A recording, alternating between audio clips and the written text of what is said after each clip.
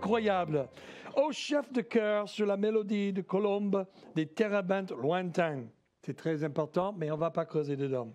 Hymne de David, lorsque les Philistins s'emparent de lui à Gath. Fais-moi grâce, ô Dieu, car les hommes me harcèlent.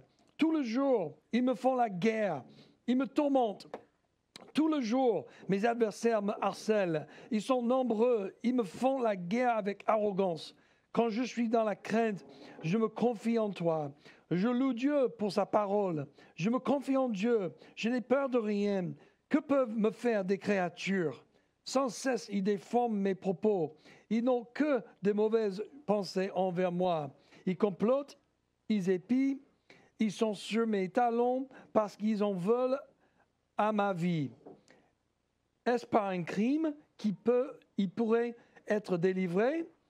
Dans ta colère, ô Dieu, abat ces gens. Tu comptes les pas de ma vie errante.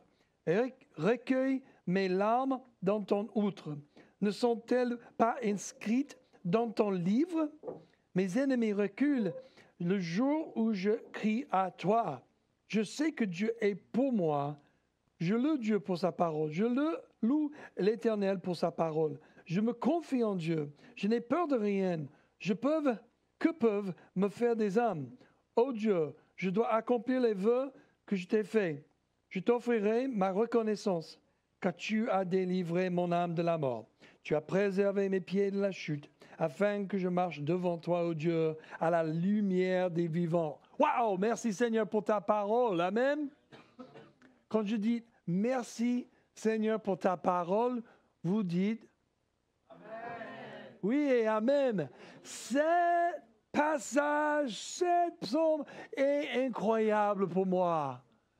Ce psaume-là a bouleversé ma vie. Aujourd'hui, je parle à la fin de notre série sur la croix, où on a appris beaucoup de différentes perspectives, beaucoup de différents messages. Aujourd'hui, je vais cibler plutôt mon témoignage, ce que Dieu a fait dans ma vie. La raison pourquoi, c'est parce que à la fin de parler de la croix pendant cette semaine, on parle de la mort, on parle d'un instrument de torture. C'est bien de voir une vie qui est transformée. Et parce que les autres 3 personnes que j'ai demandées ont dit non, ça tombe sur moi. Donc, moi, je vais expliquer mon témoignage aujourd'hui un petit peu dans les différents termes. La première culte, si vous voulez écouter ce message sur l'Internet, vous pouvez. J'ai fait absolument l'inverse de ce message que je vous donne. Parce que je n'arrivais pas à la fin de mon message, donc je vais retourner et je commence avec la transformation que Dieu avait dans ma vie. Je reviens deuxièmement sur la décision que j'ai prise au début de ma vie avec Jésus-Christ et je termine, si on a le temps, avec mon témoignage de comment Dieu m'a sauvé. OK? Le premier culte, j'ai fait l'inverse de ça. Je ne sais pas comment je vais y arriver, donc priez pour moi. Lève les mains, mettez les mains vers moi et dis aide-le. Au secours. Il a vraiment besoin, Seigneur. Amen. Peut-être si vous faites comme ça, ça va aider un peu mieux. Non. Pourquoi le psaume 56 est tellement fort dans mon cœur? Je vais vous expliquer quelque chose. Dans ma vie, je n'étais pas toujours chrétienne. Mais après je suis devenu chrétienne, j'ai commencé à marcher avec Jésus et j'ai eu des expériences. J'ai passé par les vallées de la mort. J'ai eu des moments dans le four. J'ai eu des moments et chaque fois que des circonstances commencent à me trapper ou les gens ou les choses arrivent qui me mettent dans le four, j'ai trouvé quelque chose, des secrets, des clés qui m'a sauvé. Les clés de Dieu dans les promesses de Dieu. Et une de ces clés se trouve en 56 ici. En plein milieu de ces versets, une chose qui dit, c'est qu'une chose que je sais, Dieu est pour moi. Dieu est pour moi. Il raconte tous les harcèlements, toutes les manières que les gens l'ont abusé. Et bien sûr, on ne prie pas que le Seigneur il tue les gens d'aujourd'hui. Ça, c'est l'Ancien Testament. Aujourd'hui, on sait que nos ennemis sont spirituels. Donc, il ne faut pas chercher un bagarre après le culte, dire « Hey, pour le Seigneur, whack !» Non, c'est pas ça du tout. On marche par la grâce maintenant et on sait maintenant que il y a un monde spirituel qui est plus réel que le monde naturel. Et quand on prie, on bat dans l'esprit. Amen. En tout ça, j'ai vu qu'en plein milieu de cette lutte que le psalmiste il avait, c'était une lutte pour sa vie, pour croire les bonnes choses. Parce qu'il est tiré à gauche et à droite. Il est tenté de même douter Dieu, la bonté de Dieu. Mais tu vois, il continue à dire, non, je vais vivre pour toi. Non, je vais pas lâcher. Tu entends ça dans sa vie. Tu entends qu'il ne lâche pas Dieu. Il commence à raconter ses larmes qui sont dans le livre de Dieu. C'est-à-dire que ce n'est pas que les cheveux que Dieu a comptés déjà, mais aussi il attrape toutes nos larmes de souffrance dans cette vie. Ça parle d'un Dieu qui est beaucoup plus que juste donner une loi à suivre et dire « J'espère que tu arrives au ciel un jour. Courage, que la justice tombe bien. » Non, on voit un Dieu qui est passionné, il est compassionné, il est dans la souffrance avec nous, il est en train d'attraper nos larmes. C'est un Dieu qui est pour moi, il est un Dieu pour toi. Un jour m'est arrivé, j'étais dans le ministère depuis peut-être 8 ans à ce moment-là, marié depuis 1 an. Et il y avait quelques problèmes dans le ministère, des accusations, des voleurs, tout dans le moment, jusqu'au moment que je me suis marié. Quelques mois après, le ministère que j'avais construit pendant 8 ans était à son sommet, à 150 étudiants sauvés en feu pour le Seigneur. Chaque année, on a vu 50 à 100 étudiants dans leur vie à Jésus-Christ. C'était un réveil constamment, l'année après l'année après l'année. On faisait des disciples face à face, one-on-one. On a fait les petits groupes, on a fait les campus, les réunions, on avait l'église qu'on a démarré. Tu vois, les choses bougeaient et multipliaient. Et tout d'un coup, c'est comme 3 orages sont arrivés sur le ministère et boum, a explosé le truc. Et moi, j'ai essayé de remonter, j'ai retrouvé la force, j'ai retrouvé quelques leaders. Je dis, qu'est-ce qui se passe, papa? On commence à régler la situation parce que j'étais absent pendant quelques mois pour gagner plus de soutien pour que Christy puisse me rejoindre dans le ministère à plein temps. Et pendant ce moment-là, la fenêtre a été ouverte et l'ennemi, il a en profité pour amener l'accusation et toutes sortes d'amertume et des voleurs. C'était un moment, j'étais chamblé et j'étais tellement découragé parce que j'avais l'habitude à gérer comme ça avec une plus grande foule et même notre église de quelques centaines de personnes. Et là, je suis retourné à travailler avec une dizaine, quinzaine des étudiants qui étaient là. Après, on avait 150. Tu imagines combien c'était difficile. Parce que quand tu gères une entreprise et tu as 15 employés qui travaillent pour toi, ce n'est pas la même chose que quand tu as 150 employés qui travaillent pour toi. Tu vois la différence? C'est énorme dans les systèmes, dans la stratégie, dans la manière que tu fais les choses. Et moi, j'étais obligé de recommencer ma vie de point zéro dans le ministère presque. Et je n'arrivais pas à m'adapter, j'avais du mal. Et je me suis tombé dans un gouffre de dépression, de découragement, on va dire. Ce n'était pas une vraie dépression, mais j'étais découragé. J'ai travaillé, j'avais un peu d'espérance, on a prié, mais c'était comme je marchais dans la boue jusque-là. Et pour moi, quelqu'un qui a fait boum, boum, boum les choses toute ma vie, j'étais un blocage. Je ne sais pas si vous êtes jamais arrivé à un point où tu fais toutes les bonnes gestes, mais c'est comme rien ne bouge. Ou ça bouge tellement lentement que tu dis, rien ne bouge. Une chose est sûre, que quand tu marches dans la boue jusque-là, même si tu ne fais pas trop de progrès, tu es en train de former des muscles. Tu es en train d'être étiré. Tu es en train de trouver un nouveau outre pour que le Seigneur puisse déverser son onction. Et Dieu a fait tellement de travail dans mon cœur. Et la manière que Dieu m'a amené, m'a fait sortir de cette gouffre, c'était avec ce verset-là. J'étais en train de conduire à une conférence, 3 heures, en train de conduire, et j'ai écouté un message d'un ami qui est prophète. Il a dit, Dieu est pour toi, Dieu est pour toi. Il a dit, répétez ça Juste que tu comprennes ce que Dieu veut que tu comprennes. Je dis, attends, ok. Donc, je suis dans la voiture, un peu découragé, tu vois. Dieu est pour moi. Dieu est pour moi. Dieu est pour moi. Dieu est pour moi. Dieu est pour moi.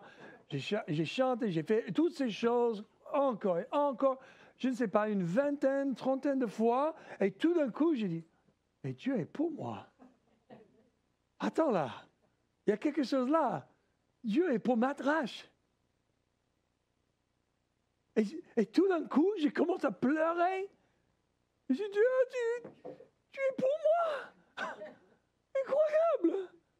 Parce que dans le bout, tu vois rien. C'est comme dans la brume. Tu te dis, qu'est-ce qu'on fait? Qu'est-ce qui se passe? Est-ce qu'on fait des progrès? Est-ce qu'il n'y a rien? Est-ce que j'ai perdu ma vie? Est-ce que j'ai perdu mon salut? Est-ce que j'ai perdu? Est-ce que je suis perdu en train de conduire dans la campagne? Qu'est-ce qui arrive?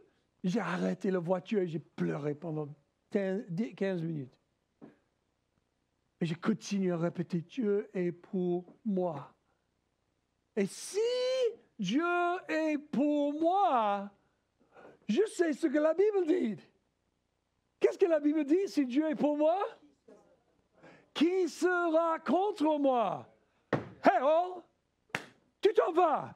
Et j'ai dit, Alléluia. Et je suis sorti de la voiture, j'ai fait 7 tours, et la voiture est tombée. Non. J'ai fait 7 tours, j'ai crié, Dieu est pour moi, Dieu est pour moi, qui peut sera contre moi? Et j'ai continué, je suis remonté dans la voiture, j'ai dit, Alléluia! Et j'ai crié, chanté, jusqu'à je suis arrivé à l'autre endroit. Et quand je suis arrivé là, je n'étais pas la même personne qui a quitté la ville 3 heures auparavant. Transformé par la grâce de Dieu et un mot. Un mot de Dieu peut transformer ta vie. Ça m'a transformé. Oh Jésus, combien tu es bon. Dieu m'a transformé dans cette situation. Dieu m'a aussi transformé dans mon mariage, au début de notre mariage, tu vois. Christy et moi, on était normal.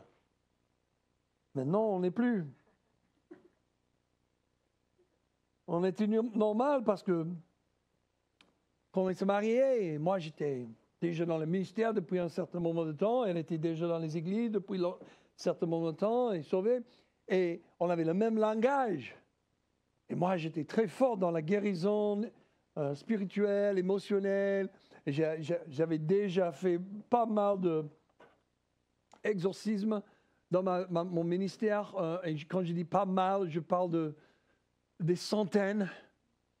Je suis monté sur le campus parfois pour rencontrer avec les jeunes qui étaient démonisés, mais ils voulaient vraiment être libérés.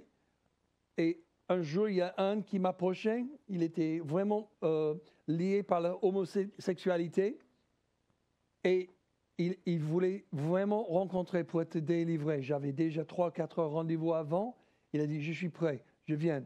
Il marchait sur le trottoir, en plein milieu du campus universitaire. Il arrive sur le banc, juste avant moi, 3-4 mètres. J'ai dit, hey, bonjour, Sal. Il a dit, pas toi! Et il est parti comme ça. C'était comme ça pendant 2-3 ans. Donc, je connaissais pas mal de gens et pas mal de démons, pas mal de choses. Je pouvais faire un ministère juste en chassant des démons des vies des gens.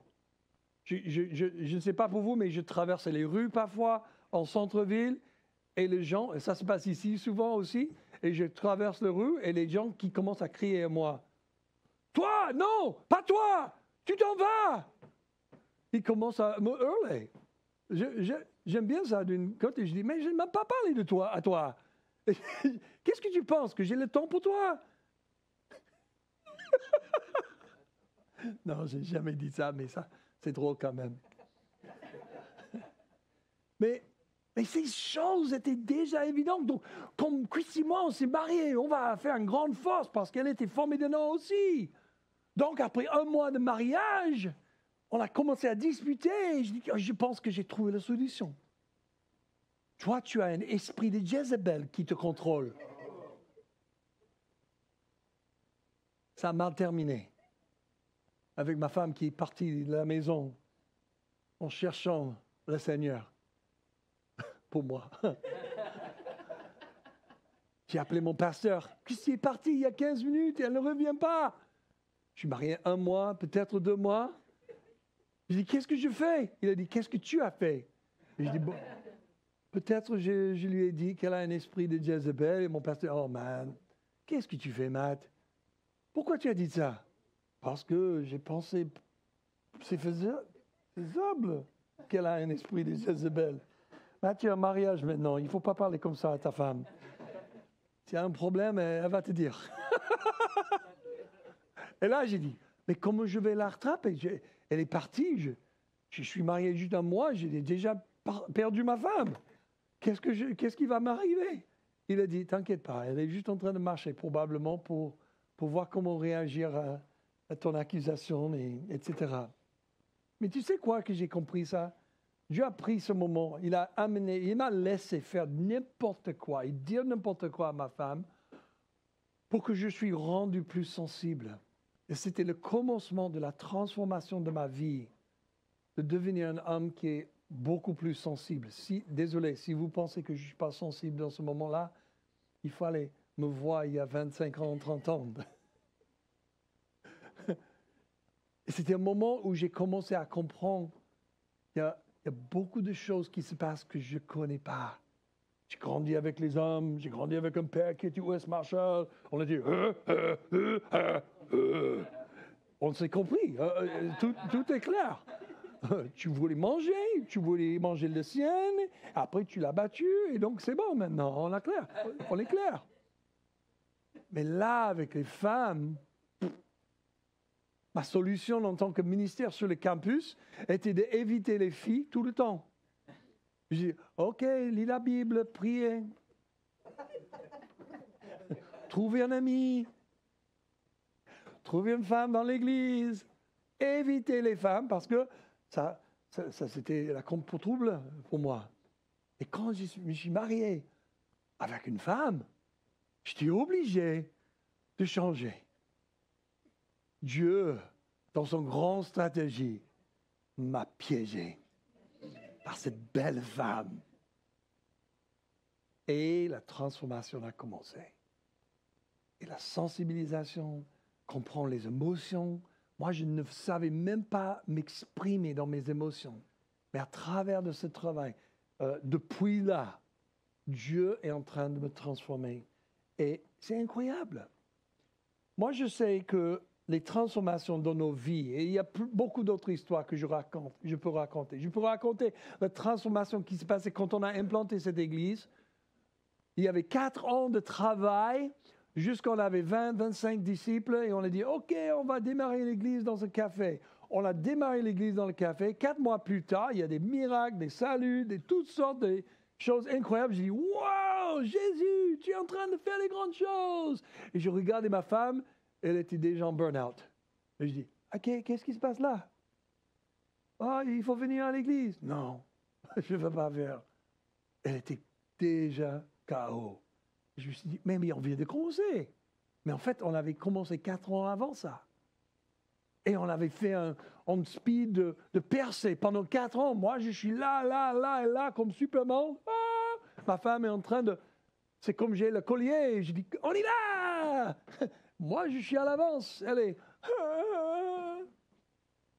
Et j'ai appelé mon pasteur à l'époque, Wolfie, à Londres. Et j'ai dit, Wolfie, on a un problème. Un gros problème. Christy est fatigué. Christy en burn-out, quelque chose. Il a dit, bon, OK, on va en parler. Et on a parlé, on a discuté, on a trouvé une stratégie, on a trouvé quelles sont les racines et toutes ces choses. Et moi, j'étais obligé de changer. Encore. Mais la chose la plus importante, c'était j'étais obligé d'aller à la croix et embrasser la croix pour ma vie.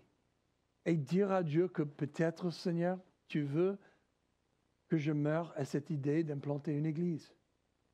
Parce que ça me prend tellement de temps, ça me prend tellement d'énergie, tellement de concentration, que peut-être je dois juste mourir et dire, hey, désolé, pardon.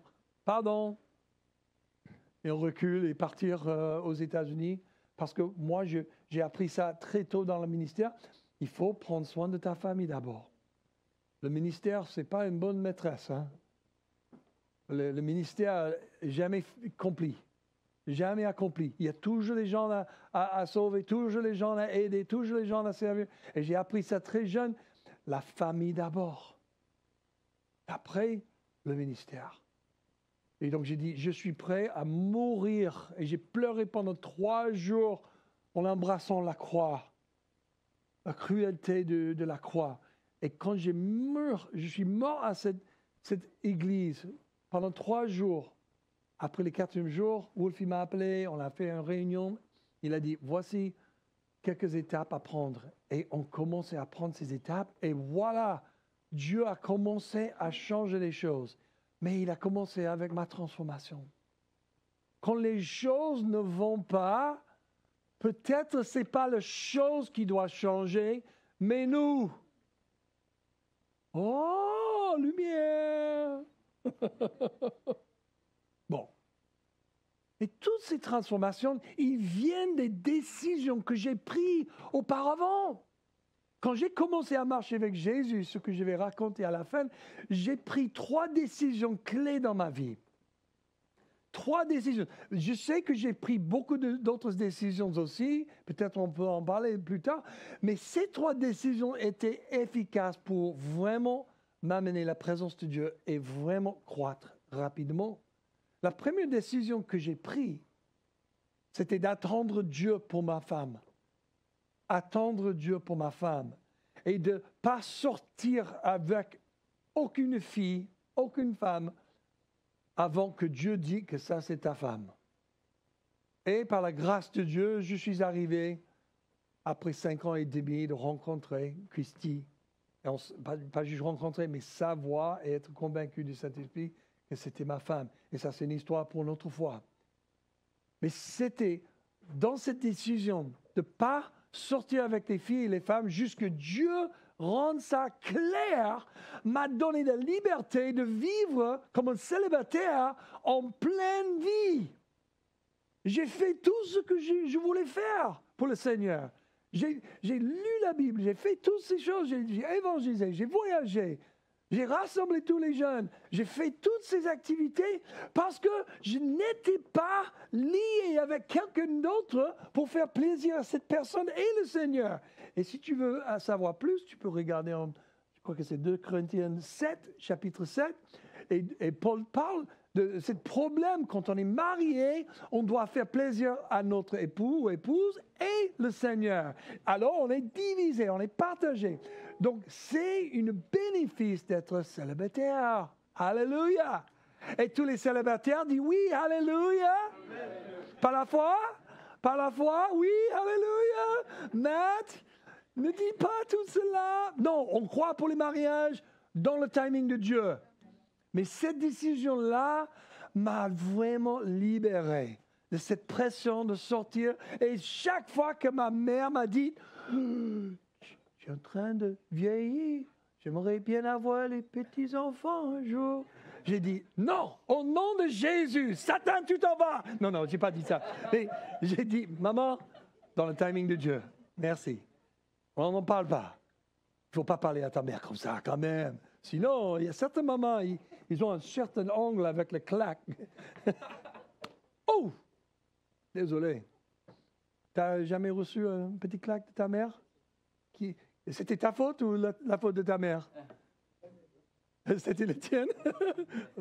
C'était la mienne aussi. Claqué une fois par ma mère, pour mal parler à ma mère, à 16 ans. Donné. Et là, je savais que j'avais traversé une ligne. Bon, ça c'est un autre sujet. Mais cette décision de juste pas sortir avec une femme jusqu'à Dieu rende ça tellement clair, ça m'a libéré. Et on voit ça en Proverbe 18, 22. C'est lui qui trouve une femme a trouvé le bonheur. C'est une faveur qu'il a reçue de l'Éternel. C'est pas comme les femmes sont par terre et on est en train de feuiller. Voilà, j'ai trouvé une femme. C'est pas ça. Le sens dans l'hébreu, c'est qu'on est en train de courir notre course pour le Seigneur, dans notre voie qu'il nous a donnée.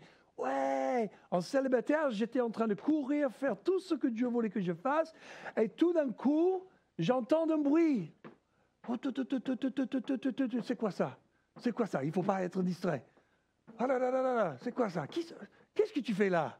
Je suis en train de courir. Ah ben oui, fais quoi? Bah, ça c'est ma course. Non, ça c'est ma course. Ah donc on va dans la même direction, on va dans la même vitesse, etc. Oui, ok, peut-être. Ah, en fait, j'ai trouvé ma femme. C'est pas qu'on dit stop toute ma vie. Je vais aller sur tous les sites de dating et faire mon résumé pour voir. Et je cherchais, personne, feuillet, personne. C'est pas ce chanson pour ce moment-là. C'est vraiment donner ça à Dieu, partir avec Dieu et trouver ton épouse dans le timing de Dieu. Point. Deuxième décision que j'ai prise, c'est de vivre une vie de pureté. Arrêtez avec l'immoralité sexuelle. Arrêtez avec les gros mots. Arrêtez avec des mauvaises blagues. Oh, j'ai toujours raconté des mauvaises blagues, mais pas dans le même sens. Avec des gros mots et tout cela. En fait, on voit en 1 Corinthiens 7:1, Paul dit, au sujet de ce que vous m'avez écrit, il est bon pour l'homme de ne pas prendre de femme dans une manière sexuelle. Toutefois, pour éviter toute immoralité sexuelle, que chaque homme ait sa femme et que chaque femme ait son mari. Galates 5, 19 à 21 dit, les œuvres de la nature humaine sont évidentes. Ce sont l'adultère, l'immoralité sexuelle, l'impurité, la débauche, l'idolâtrie, la magie, les haines, les querelles, les jalousies, les colères, les rivalités, les divisions, les sectes, l'envie, les meurtres, l'ivrognerie, les excès de table et les choses semblables. Je vous préviens, comme je l'ai déjà fait, ceux qui ont un tel comportement n'hériteront pas du royaume de Dieu. Waouh, c'est fort ça. Et quand j'ai lu ça, je dis, Seigneur, sauve-moi, aide-moi de mettre des bonnes barrières, des bons standards dans ma vie, que je puisse rester pur pour toi. Ce n'est pas une question de gagner mon salut, je suis déjà sauvé. C'est une question de sanctification pour que Dieu me transforme dans son image jour après jour. On peut voir quelque chose, par exemple, dans ces passages, et tu peux dire que, oh mince, Matt, tu m'as dit que le christianisme n'est pas une religion. Et là, tu es en train de donner une liste de toutes les choses que je ne peux pas faire. Je ne voulais pas être chrétien parce que je ne veux pas faire ça, fais pas ça. Ce n'est pas ça dans cet esprit-là. En fait, quand tu lis les passages en ordre et dans le contexte, tu vois qu'il est en train de parler de vivre par le Saint-Esprit. C'est-à-dire que le Saint-Esprit qui habite en nous veut donner la vie, veut gérer la vie, veut accomplir la loi sans même réfléchir. C'est-à-dire qu'on peut arriver d'être tellement conscient de qui est Dieu et suivre le Saint-Esprit et être aligné avec la volonté de Dieu tous les jours qu'on arrive à un certain point et on regarde et dit « Ah, mais je n'ai pas commis des fautes contre la loi. » C'est un bénéfice de vivre par l'Esprit qu'on accomplit la loi. Et Jésus, quand il est venu, il a dit « Je ne suis pas venu pour abolir la loi, mais pour l'accomplir. » C'est-à-dire que vous montrez comment vivre par l'Esprit et alors rester dans le bon sens. La loi a été donnée pour protéger les gens, les êtres humains. Et même en Deutéronome 28, on trouve les malédictions, les bénédictions, 27, 28, 29. On trouve une grande liste des malédictions et les bénédictions. Quand on obéit la loi du Seigneur, on sera béni. Et quand on désobéit, on va être maudit. Ah oui, c'est grave. C'est vraiment grave. Il n'y a pas de terrain neutre.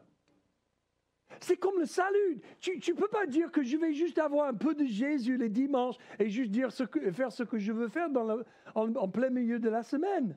Il n'y a pas de terrain neutre. Tu sais, entre deux voisins, le terrain neutre, c'est le grillage. Et si tu veux mettre un pied dans chaque côté, il y aura un problème éventuellement, finalement. J'ai des Français qui connaissent mes faiblesses. Là, c'est une décision de dire, je ne peux pas arriver à pas faire toute cette liste, Seigneur. Dans ma chair, dans ma force que j'ai, je n'arrive pas. Mais dès que je me suis engagé de faire de vivre, Seigneur, aide-moi de vivre en pureté, la grâce de Dieu a été libérée pour y vivre. Le problème, c'est qu'on ne veut pas s'engager. C'est comme un régime. On traîne. Je sais que j'ai un petit bébé là qui commence à pousser depuis longtemps maintenant, OK? Il y a certaines chemises, il ne faut pas porter mat. Même ma fille m'a dit, arrête avec les skinny jeans, hein? Pas cette fille, l'autre. Donc, il dit, j'ai dit, OK. Je traîne, je ne veux pas m'engager. Pourquoi? Je dis, parce qu'il faut que je dise non à beaucoup de choses. Mais quand je décide et je dis, OK, le régime commence maintenant, et c'est comme une grâce qui vient pour le faire. Et quand j'ai la vulnérabilité, la redevabilité et les gens autour de moi qui me gardent un petit peu sur les bonnes lignes, j'ai Julie ce matin que je n'ai pas invité dans ma vie pour le régime, qui me regarde en train de manger un petit chaussette. Elle a dit, tu fais quoi là? Je vais le manger quand même. Je l'ai mangé. Mais en sachant que j'ai un certain compte de calories que je garde dans ce moment, donc ça peut rentrer dedans. Hein? Mais c'est la même chose. Dès qu'on prend la décision et on dit, oui, je m'engage, il y a une grâce qui se libère pour accomplir ce que Dieu veut qu'on accomplisse. Et en même temps, ce n'est pas de dire qu'il n'y a pas d'ennemi qui voit ça et dit, oh, bon pour toi. Je suis juste là en train de boire un petit limonade. C'est amusant ça. Non, l'ennemi, il voit aussi. Et il dit, ah bon, tu vas prendre cette décision? Bon, voici ce que je vais faire. Il va envoyer les forces de l'enfer pour t'attaquer. OK, ça suffit pour cette décision. La troisième décision que j'ai prise, c'était de lire ma Bible 1 heure par jour. Ouh, oui, c'est ça. Pas une dévotionnelle, pas une petite écoute à quelqu'un d'autre, mais d'ouvrir une Bible physique, parce que ça n'existait pas sur les portables à l'époque, dans le XXe siècle. Et donc, j'ai en fait lu la Bible en papier. Et j'ai souligné les choses. Et j'ai écrit dans les marges. Et j'ai même eu un cahier parfois pour noter les choses que j'ai vues, que j'avais des questions, et marquer toutes ces choses. Et j'ai posé ces questions à mon pasteur. Qu'est-ce que ça veut dire dans ce passage-là? Qu'est-ce que ça veut dire? Là. Et pendant 5 ans, je suis arrivé à lire ma Bible 1 heure par jour. Soit je suis réveillé très tôt parce que je savais que j'avais une bonne journée, ou soit le samedi, j'ai fait un petit rattrapage si j'ai raté quelques minutes dans la semaine. Mais en général, pendant 5 ans, j'ai plongé dans la parole de Dieu. Je suis tellement reconnaissant parce qu'aujourd'hui, toujours, ça paie les bénéfices. C'est comme un investissement qui paye les dividendes plus tard. Et tu sais exactement, ça c'est exactement ce que Dieu nous promet en Josué 1, 7 à 8. Seulement fortifie-toi. Aie bon courage, Josué, en te conformant fidèlement à toute la loi que Moïse, mon serviteur, t'a prescrite. Ne t'en écarte ni à droite ni à gauche afin de réussir où que tu ailles. Et que ce livre de la loi ne s'éloigne pas de toi. Médite-le jour et nuit pour agir avec fidélité, conformément à tout ce qui est écrit. Car c'est alors que tu auras du succès dans tes entreprises. C'est alors que tu réussiras. Wouh! La méditation, la lecture biblique quotidienne est tellement importante. Et cette décision à faire ça et de le faire, wow, ça a mis une fondation biblique en moi que je n'avais pas avant. Et ça m'a en fait créé des rythmes, les disciplines de la vie, de toujours lire ma Bible tous les jours de ma vie. Et maintenant, ça fait depuis 1994 que je toujours lis ma Bible tous les jours. 31 jours plus tard, je ne suis pas toujours à 1 heure, mais pour ma première 5 ans avec le Seigneur, c'était primordial. Parfois, ça dépasse 2-3 heures. Parfois, c'est que 15 minutes le matin. Mais chaque jour, je suis dans la parole de Dieu et je vous encourage, si vous voulez recevoir, expérimenter la transformation, la sanctification de notre Dieu, il faut être une personne de la parole de Dieu. Bon, ce sont 3 décisions que j'ai décidé d'en parler. Mais j'ai aussi pris des autres décisions. Comme j'ai pris la décision d'avoir quelqu'un dans ma vie qui faisait le discipulat pour vérifier que mes fondations étaient bonnes. Pas juste aller au dimanche, les cultes du dimanche et le petit groupe dans la semaine, mais aussi quelqu'un qui m'accompagne pendant 2 ans pour vérifier que les fondations bibliques sont bien ancrées dans mon âme. En plus que mon temps 1 heure par jour dans la parole de Dieu. Tu imagines? J'ai géré un groupe de prière tous les mardis et jeudis matin de 7h à 8h avec les étudiants. Parfois, on avait 30 étudiants dans cette réunion de prière. Parfois, que 5. C'est difficile, 7 heures le matin pour les étudiants, parfois. Mais c'était une expérience. Pendant 10 ans, on a gardé cette réunion de prière. J'ai pris la décision, on sera un peuple de prière. Et on était. Toutes ces décisions, peut-être un autre, j'ai pris la décision d'aller à l'église tous les dimanches, de donner ma dîme tous les dimanches. Depuis le début, dès que j'ai compris, 1 mois après j'ai donné ma vie à Jésus, c'est quoi la dîme? Je ne connais pas ce mot. Je commence à rechercher, j'ai posé une question à ma pasteur. Bon, pas de souci, pas de souci. Je donne 10, 15, 20% de tout ce que je gagne, je redonne à l'église locale. Pourquoi? Parce que je ne veux pas voler de la poche de Dieu. Il m'a promis qu'il va ouvrir les cieux et déverser les bénédictions si je donne la dîme à l'église locale. Donc j'ai fait et j'ai expérimenté les bénédictions de Dieu depuis 31 ans. Tu peux faire un débat avec moi, tu peux faire un dispute, mais tu ne vas jamais me convaincre de 31 ans d'expérience avec la bénédiction de Dieu. En plus, j'ai une bonne théologie sur la dîme et l'offrande et courage de me débattre dedans aussi.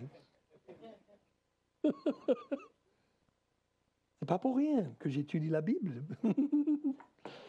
Après, chaque personne a besoin de prendre ses propres décisions.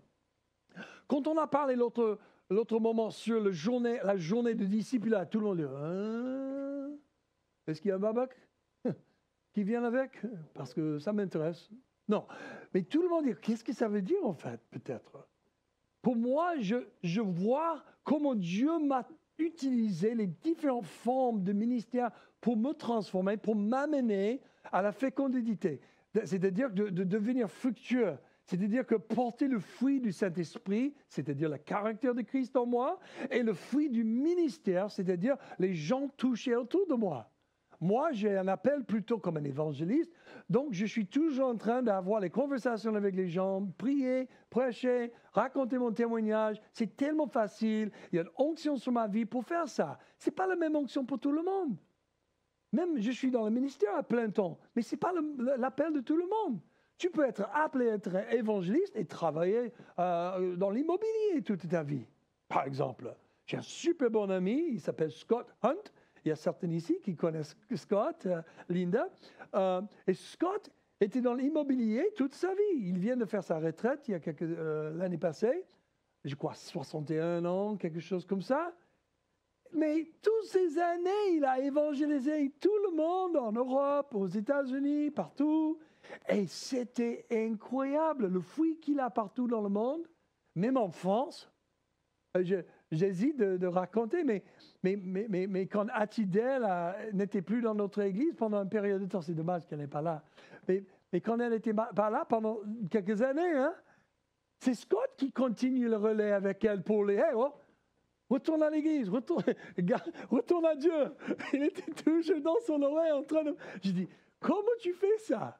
Mais c'est quelqu'un avec un appel pour le suivi, l'évangélisation, et jamais être en repos jusqu'à... Tout le monde est dans la maison et qui vont aller au ciel. Il y a des autres appels, comme le pastorat. Les pasteurs, ils sont bien pour accompagner les gens dans le trouble, dans la souffrance, mais aussi donner les paroles d'encouragement, prier ensemble, aller faire les visites à l'hôpital, etc. On a beaucoup de dons comme ça dans notre Église. Il y a des dons d'administration, et toutes sortes de dons. Vous avez un appel et Dieu veut faire sortir cet appel. Ça peut être à travers un boulot en plein temps dans le monde autour de nous. Ça peut être dans le ministère, peu importe où ça. Il est saint parce que ça vient de Dieu qui est saint. Et quand Dieu nous appelle à quelque chose, c'est un appel saint. Il ne faut pas l'ignorer, il ne faut pas juste dire plus tard, il faut dire, OK, qu'est-ce qu'il faut que je fasse? Comment je me prépare? Comment je me mets dans la bonne position? Et les décisions que j'ai prises au début de ma vie avec Jésus sont les bonnes décisions à prendre quand tu connais ton appel aussi. Plonger dans la parole de Dieu. Faire une décision de rester pur. Si tu es célibataire, attends la poule. Et si tu es marié, travailler sur le mariage.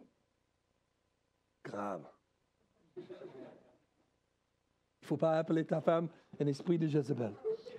Commence par là et on va parler du reste. Mais comment je suis arrivé à ce moment de prendre ces décisions? Et je vais complètement faire mon témoignage en 5 minutes. Vous êtes prêts pour un témoignage en 5 minutes? Allez, je vais essayer de faire en 2 minutes. Moi, j'ai grandi dans l'église, dans le sens que j'allais tous les dimanches et j'ai entendu quelque chose comme hey, « Soyez comme Jésus, il était super, il est gentil, il est amoureux de tout le monde. » D'accord, sois comme Jésus. Donc, j'ai essayé d'être gentil avec tout le monde. J'ai essayé de marcher avec les mamies et les papis pour traverser les rues. Je les ai aidés, tu vois. J'ai fait tout ce qu'il fallait pour être une bonne personne. Je suis arrivé dans un cours de philosophie à l'université. Et le professeur a dit, « Hey, oh, il n'y a pas de Dieu. Aujourd'hui, on va parler pourquoi Dieu n'existe pas. » Et pendant 1h30, il a donné tous ses arguments et ses syllogismes illogiques. Et en fin de compte, moi, j'étais convaincu pour la première fois de ma vie que je n'ai aucune idée si Dieu existe ou pas. Et à la fin de cette séance, je suis rentré chez moi, j'ai fait l'athlétisme sur une équipe là, pour l'université. Et ça m'a bugué toute la journée. Et je suis rentré le soir et je dis, Dieu, si tu es là, il faut que tu te révèles et je te sers. Sinon, je continue à faire ce que je veux faire. 3 semaines plus tard, j'ai tombé dans un accident de saut à perche et je me suis trouvé dans ma chambre où des évangélistes sont arrivés à ma porte pour prier pour moi. Un ami, 2 amis et 2 évangélistes. J'ai laissé prier pour moi et après il m'a convaincu de venir à son petite prédication de nuit plus tard. Avec beaucoup de réticence, je suis y allé. Je suis arrivé au fond de la salle, casquette en bas. Ne me regarde pas dans les yeux parce que ça c'est la fenêtre de l'âme. Je ne voulais pas voir ça. Mais dès que je me suis assise comme ça, j'avais le sentiment à prier. Et donc, comme un enfant, j'ai plié les mains, j'ai fermé les yeux et tout d'un coup, Dieu me commence à parler. Je suis là, je t'aime. Qu'est-ce qui se passe? Désolé, c'était plus réel qu'on est là aujourd'hui. Pince ton voisin, dis, tu es là, tu es vraiment là. C'était plus réel que ça. Il n'y a personne qui l'a fait. Faites-le, obéissance. Ça apporte la bénédiction. Ah, tu vois, tout le monde qui aime la bénédiction, il commence à penser. On est vivant? Ok, j'ai pris quelques secondes à côté. Mais tu sais ce qui s'est passé? J'étais là, j'entends, j'ai juste pensé désolé de ne pas croire en toi, de ne pas croire que tu existes.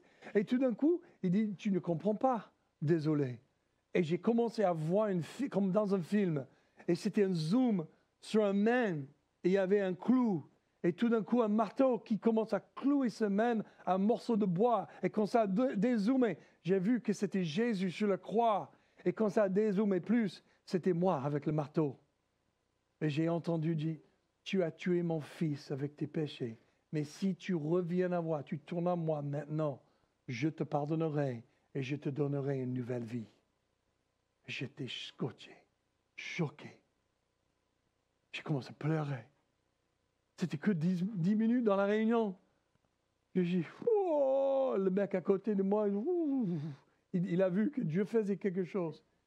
À la fin de ce message-là, il a invité tout le monde qui voulait vraiment donner toute leur vie à Jésus-Christ Et pas jouer la religion, pas jouer à gauche et droite, et rester dans l'impurité, mais aussi dit que je suis chrétienne.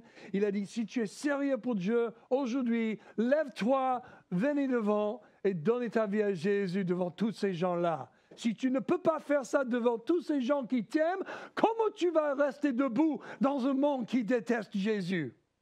Je dis, ouf! Ah, OK. Il a dit 1, et j'ai commencé à marcher. 2, 3, et là devant, tout le monde pleurant. Il posait les mains sur moi, il priait, et j'ai commencé à prier en langue, sans sachant qu'est-ce que c'était. Qu'est-ce qui m'arrive? Ça me fait du bien quand même.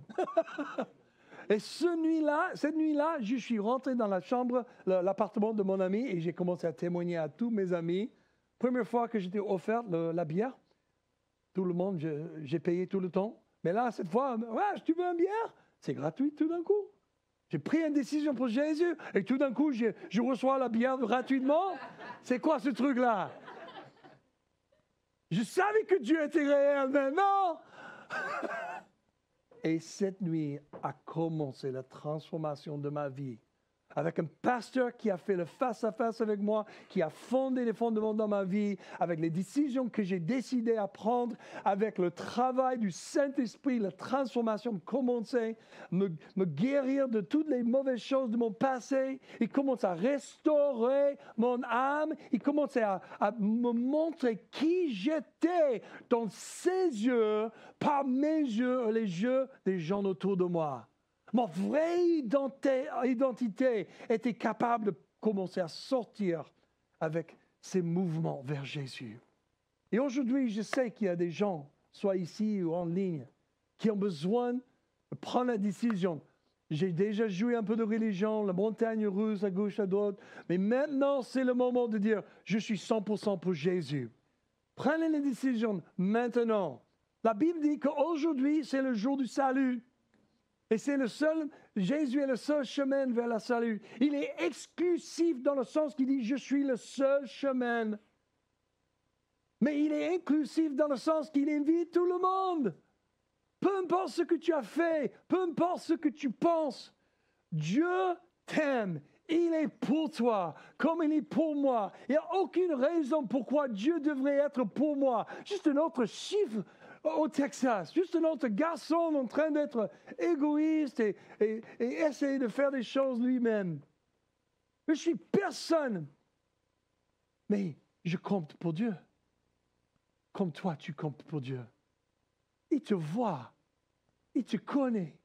Il a compté tous les cheveux de ta tête et il a toutes tes larmes dans sa bouteille. Il te connaît. Il a une passion pour toi. Il est tellement aimé. Quand il pense à toi, il pense, waouh, tu es mon trésor. Il nous appelle son trésor. Donc c'est un jour du salut de dire, je m'abandonne 100% à Jésus-Christ. Sois mon sauveur, sois mon Seigneur. Il y a des autres ici qui disent, ouais, je suis sauvé, je suis 100%, mais franchement, j'ai besoin de prendre certaines décisions dans ma vie. Je suis dans le gouffre ou je suis dans le four dans ce moment, attaqué à gauche et à droite. Un peu comme Christy et moi, on est dans le four avec une fille avec cancer. Christy a des malades depuis 3 semaines, vient de commencer à guérir. On a 2 enfants de l'autre côté de l'océan. S'est fiancée il y a quelques semaines, va se marier en octobre. Nos vies sont chamboulées à gauche et à droite. Je suis, ouah! Qu'est-ce que ça me montre? Je suis en transformation. Dieu m'a mis dans le four pour me transformer. Je l'accepte, je l'invite, je l'embrasse. Alléluia. Et je pleure un peu aussi quand même. Peut-être vous êtes dans le four. Peut-être vous vous sentez pareil. Coincé, piégé. Il n'y a pas de sortie. Il n'y a pas de sortie. Je suis... Attention. Peut-être Dieu s'en fiche de ta situation dans le sens qu'il s'en fiche de toi et ce qu'il veut faire dans ta vie. Parce que dans ta vie, il y a la vie abondante. Il y a la vie de Jésus. il y a quelque chose qui doit transformer pour que tu puisses en fait avancer dans une autre saison où tu es prête ou prêt pour accomplir les grandes choses. Ah oui, il est souverain. Il voit tout et tous. Il sait exactement ce qu'il fait et il est motivé par l'amour pour toi. Il est pour toi. Il est pour toi. Il est pour toi. Dieu est pour moi. On peut dire ça tout en haute voix. Dieu est pour moi. Il est pour moi. Il est pour toi. Il ne t'abandonnera jamais parce qu'il est un bon Dieu et fidèle. Amen. Merci Seigneur pour ta parole. Merci pour le témoignage, les choses que tu as fait dans ma vie. Juste un autre homme qui a dit oui et tu commençais une œuvre qui n'est pas finie, c'est sûr. Mais je suis reconnaissante aujourd'hui pour toutes les œuvres que tu as déjà commencées ici. Et je suis reconnaissante même dans le four avec eux. Parce que tu ne lâches pas. Tu es fidèle de nous laisser dans le four parce que tu veux montrer des choses. Tu veux brûler les choses. Mais tu veux aussi témoigner de ta grandeur. Comme les 3 garçons d'Israël qui ont été jetés dans le feu. Ce n'était pas juste pour eux-mêmes, mais ça a montré à Nebuchadnezzar et toutes les autres royautés que leur Dieu est le vrai Dieu. Combien tu veux nous aimer, combien tu veux montrer combien tu nous aimes. Seigneur, je prie aujourd'hui pour chaque personne qui puisse prendre les bonnes décisions, qui puisse accepter leur fournaise que tu l'as mis. Et aussi pour ceux qui n'ont jamais plongé 100% dans l'amour, dans les bras d'amour de Dieu. Je prie, Seigneur, qu'ils puissent faire ça maintenant. Parce qu'aujourd'hui, c'est le jour du salut. Et si vous voulez faire ça, priez cette prière avec moi. Jésus, je te donne tout. Je m'abandonne 100%. Je suis à toi. Je crois que tu es mort sur la croix et que tu es ressuscité le 3e jour. Et je vivrai avec toi à jamais, par ta grâce. Tu es mon Seigneur maintenant. Tu es le capitaine de mon bateau. Je m'abandonne tout. Tu es le mien. Je suis le tien. Au nom de Jésus, amen.